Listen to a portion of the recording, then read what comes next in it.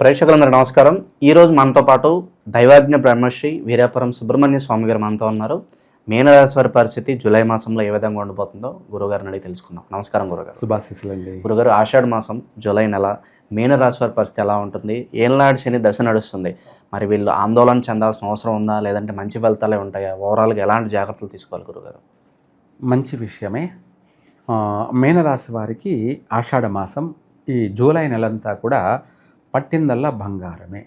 శని కూడా అనుకూలంగానే ఉన్నాడు. ఏలేనాటి శని నడుస్తుంది, కానీ అయినా వీళ్లకు అనుకూల వాతావరణంగానే ఉంది.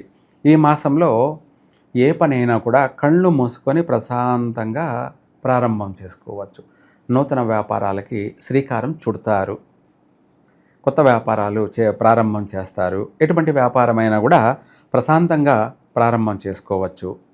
ఇదే కాకుండా వివాహ ప్రయత్నాలు చేసేవాళ్ళు, అధికంగా ఎప్పటి నుంచో ప్రయత్నం చేస్తూ ఆలస్యం జరిగినటువంటి వాళ్ళు, వీళ్ళందరికీ కూడా, అంటే అధికంగా ఆలస్యమై ఉన్నటువంటి వాళ్ళకి ఈ మాసంలో శుభవార్తలు వింటారు.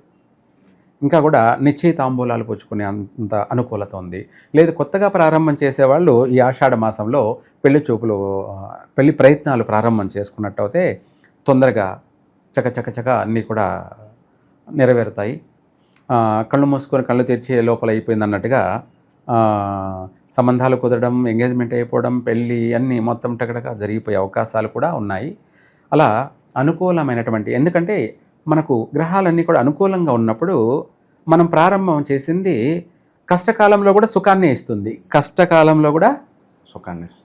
అంతే కదా. ఇప్పుడు ప్రతి ఒక్కరు ఏమనుకుంటారు, మనం బ్యాంకులో దాచిపెట్టుకుంటే రేపు బాగలేనప్పుడు కష్టాల్లో అది మనకు ఉపయోగపడుతుంది అని అంటారు కదా. అట్లాగా మనకు ఈ గ్రహాల అనుకూలతలో ఉన్నప్పుడు చేసుకున్న ప్రయత్నం చేసిన పని రేపు కష్టంలో కూడా అది మనల్ని ఆదుకుంటుంది. అంతే. అదేవిధంగా ప్రతి పని ప్రతి రంగాల వారికి కూడాను యోగదాయకంగా ఉంది ఆషాఢ మాసం. అలాగే విదేశాలకు వెళ్ళాలని ప్రయత్నం చేసేవాళ్ళు ప్రయత్నం ప్రారంభం చేయొచ్చు. ఆల్రెడీ వచ్చినటువంటి వాళ్ళు, వెళ్ళాలనుకున్న వాళ్ళు ఈ మాసంలో వెళ్ళొచ్చు, అక్కడ స్థిరపడతారు కూడాను. అలాగే ఉద్యోగాలలో ప్రమోషన్ ప్రయత్నం చేసుకోవచ్చు, లేదంటే వచ్చే అవకాశం కూడా ఉంది. అలాగే ఇవే కాకుండా సంతాన విషయాల్లో కూడా వీళ్లకు పుత్ర సంతాన ప్రాప్తికి కూడా కలిగే అవకాశం ఉంది. అధికంగా పుత్ర సంతాన ప్రాప్తి కలిగే అవకాశం ఉంది. స్వల్పంగా పుత్రికా సంతానం కలిగే, స్త్రీ సంతానం కలిగే అవకాశాలు ఉన్నాయి. అన్ని రంగాల వారికి కూడా ఈ మాసంలో యోగంగా ఉంది. ఇదే కాకుండా కుటుంబ వ్యక్తులతో కలిసి సంతోషంగాను ఆనందంగాను ఈ మాసం అంతా కూడా, ఒక మాట చెప్పాలంటే ఆనంద నిలయమే అనుకోవాలి. ఇల్లంతా ఆనంద నిలయం. అంటే భార్యాభర్తలు సఖ్యత, అనుకూలత, అన్నదమ్ములతో కానీ, తల్లిదండ్రులతో కానీ, పిల్లలతో కానీ కాస్త బాగా సంతోషంగా గడపడం కానీ, అలాగే పుణ్య నది స్నానాలు, అంటే తీర్థయాత్రలు, మహాపుణ్యక్షేత్రాలను దర్శించే అంత భోగభాగ్యము అలా చేయడం వల్ల కూడా వీళ్లకు బాగా సర్వకార్య సిద్ధి కలుగుతుంది. అంటే నది స్నానాలు, పుణ్యస్నానాలు, పుణ్యక్షేత్ర దర్శనాలు చేయడం వల్ల కష్టాలలో కూడా వీళ్ళకు సుఖం కలిగే అవకాశం ఉంది. ఇంపార్టెంట్ పనులు, ముఖ్యమైన పనులు, కఠినమైన కార్యాలు నెరవేరే అవకాశం కూడా ఉంది. కాబట్టి ఒక మాట చెప్పాలంటే మీనరాశి వాళ్ళకి ఏలేనాటి శని జరుగుతున్నా ఈ మాసంలో మాత్రం అన్ని విధాల ఆనందమైనటువంటి జీవితాన్ని గడుపుతారు. ఇంకా కూడా చెప్పాలంటే ఈ మీనరాశి వాళ్ళు మేషరాశి వాళ్ళతోటి ఎటువంటి సత్సంబంధాలు పనికిరావు. అంటే మేషరాశి వాళ్ళని వివాహం చేసుకోవడం కానీ, మేషరాశి వాళ్ళతో కలిసి బిజినెస్ పార్ట్నర్షిప్ కలుపుకోవడం కానీ, లేదంటే వాళ్ళతో ఫ్రెండ్షిప్ కానీ మీనరాశి వాళ్ళకి కలిసి రాదు. మేషరాశి వాళ్ళ వల్ల నష్టపోతారు, వాళ్ళ వల్ల మోసపోతారు కూడాను. ఎవరు? మీనరాశి వాళ్ళు. అందుకనేసి శాశ్వతమైనటువంటి ఎటువంటి సంబంధాలు పనికిరావు. తర్వాత ఈ యొక్క మీనరాశి వాళ్ళు పాల్గొన మాసం, అంటే మనకు ఇంగ్లీష్ ప్రకారంగా మార్చి నెలలో ఇంపార్టెంట్ పనులు చేయకూడదు. ఈ పాల్గొన మాసంలో ముఖ్యమైనటువంటి పనులు చేయకూడదు. కలిసి రావు, నష్టాలు కలిగే అవకాశం ఉంది, నష్టపోయే అవకాశం ఉంది, అన్ని విధాలా కూడా ఆటంకాలు కలిగే అవకాశాలు ఉన్నాయి. అంటే ప్రతి సంవత్సరం కూడా పాల్గొన మాసం అనేది వీళ్లకు కలిసి రాదు మీనరాశి వాళ్ళకి. అలాగే తిథుల్లో చూసుకుంటేనేమో పంచమి, దశమి, పౌర్ణమి. మీనరాశి వాళ్ళకి కూడా పంచమి, దశమి, పౌర్ణమి మంచి తిథులే అయినప్పటికీ వీళ్ళకి మాత్రం ఆపోజిట్ తిథులు కాబట్టి ఘాతు తిథులు అంటారు వీటిని. అందుకనేసి ముఖ్యమైన పనులు చేయకపోవడం మంచిది. చిన్న చిన్న కార్యక్రమాలు, సాధారణమైన పనులు చేసుకోవచ్చు, ముఖ్యమైన విషయాలు చేయకూడదు.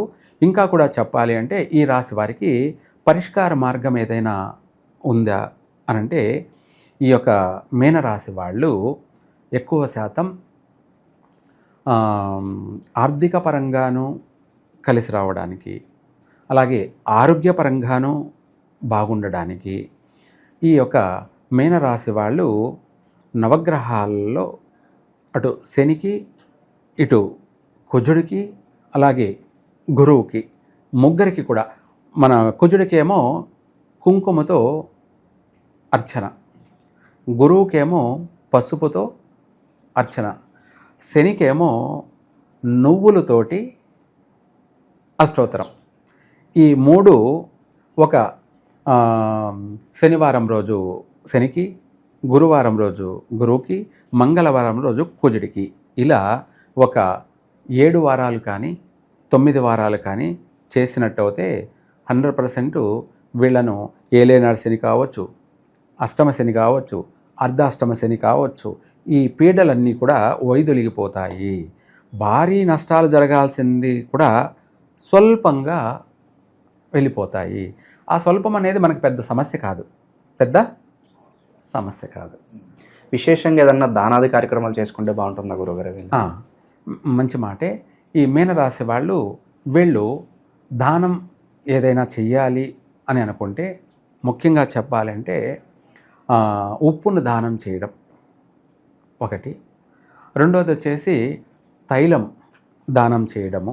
ఈ 2 చేస్తే వీళ్లకు అన్ని విషయాలలో కూడా కలిసి వచ్చే అవకాశాలు ఉన్నాయి.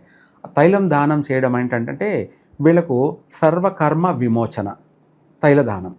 ఉప్పు దానం చేయడం వల్ల ఏంటంటే రాబోయే ఉపద్రవాల నుంచి మనము బయటపడడానికి, ఆరోగ్యపరంగా కావచ్చు, శత్రుపరంగా కావచ్చు, ఊహించినటువంటి సంఘటనలు, ఊహించినటువంటి నష్టాలు జరగకుండా మనము సేఫ్గా ఉంటాం. బాగుపడకపోయినా పర్వాలేదులే, కానీ నష్టం అంటూ అస్సలు ఉండదు.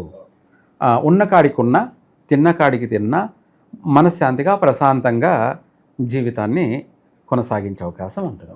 ఓవరాల్గా మీనరాశి వాళ్ళకి మంచి ధైర్యాన్ని అయితే కల్పించారు. సో మొత్తం జూలై మాసం ఏ విధంగా ఉంటుంది, ఎలాంటి పరిస్థితులు అద్భుతంగా వివరించారు. ధన్యవాదాలు. సర్వే జన సుఖినో భవంతు.